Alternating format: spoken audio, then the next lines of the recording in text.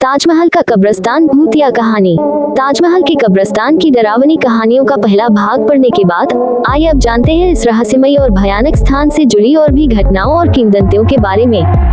कहा जाता है कि ताजमहल के अंदर कई गुप्त दरवाजे और मार्ग हैं, जिनका इस्तेमाल सिर्फ खास लोग ही करते थे।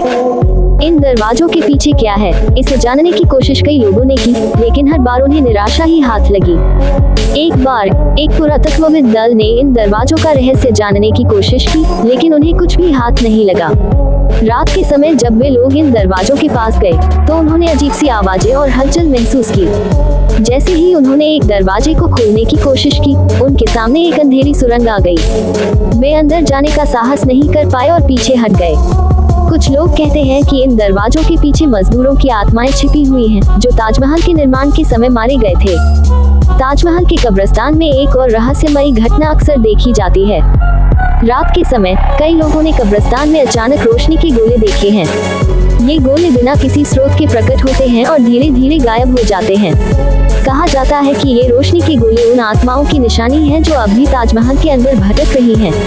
एक पर्यटक सीमा ने बताया कि जब वह अपने दोस्तों के साथ ताजमहल के कब्रिस्तान में गई थी, तो उसने अचानक ये रोशनी देखी। वह और उसके दोस्त डर गए और वहां से भाग निकले। सीमा का कहना है कि उसने कभी भी इतनी डरावनी चीज नहीं देखी थी। रात के समय ताजमहल के आसपास के लोग अक्सर अजीब अजीब आवाजें सुनते हैं।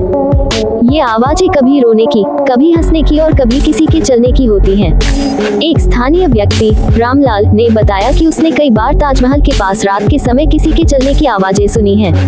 जब उसने बाहर जाकर देखा तो उसे कुछ नहीं मिला, लेकिन आवाजें फिर भी आती रहीं। उसने ये भी बताया कि कभी कभी उसे लगता है कि कोई उसके पीछे खड़ा है, लेकिन जब वह पीछे मुड़कर देखता है तो वहाँ कोई नहीं होता। रामलाल का मानना है कि ये आवाजें उन आत्माओं की हैं जो ताजमहल के निर्माण के समय मारी गई थी। ताजमहल के कब्रिस्तान में एक और डरावनी घटना घटती है। कई लोगों ने बताया है कि उन्होंने वहां काले साए देखे हैं। ये साए अचानक प्रकट होते हैं और कुछ ही समय में गायब हो जाते हैं।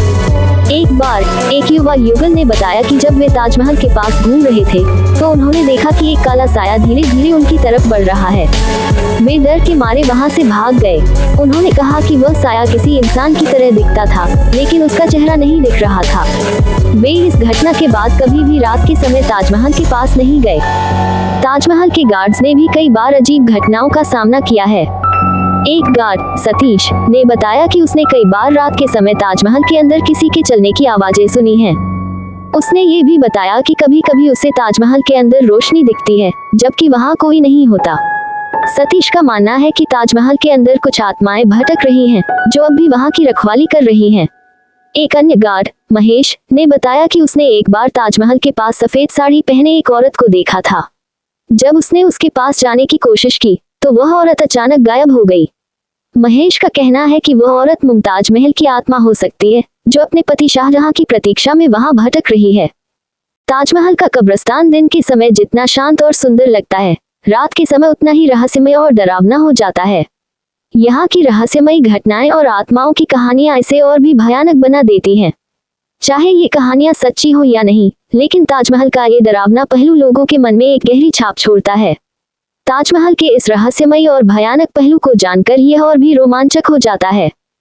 ताजमहल, जो प्रेम और समर्पण का प्रतीक है, उसके अंदर छिपे ये डरावने रहस्य और कहानियां इसे और भी रहस्यमय और आकर्षक बनाते हैं। अगर आप कभी ताजमहल जाएं, तो इसके कब्रिस्तान की इन कहानियों को याद रखें और शायद आप भी किसी रहस्यमयी घटना का साक्षी बन सकें।